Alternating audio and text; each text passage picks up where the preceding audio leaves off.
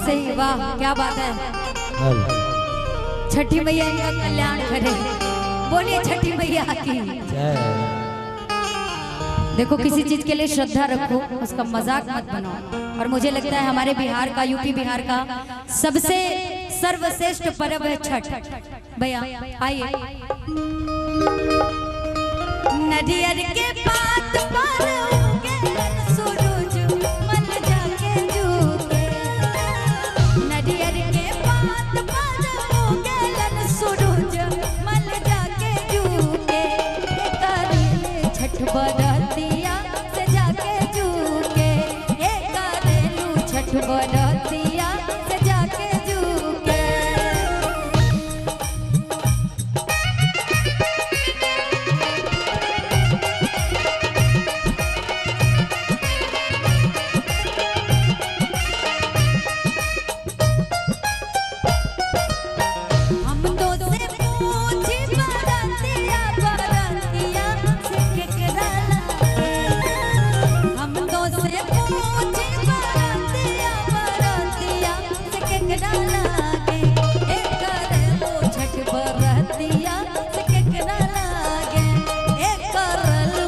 बरतिया से केकरा लागे, हमर जे स्वामी कवन ऐसन स्वामी उनका लागे, हमरो जे स्वामी कवन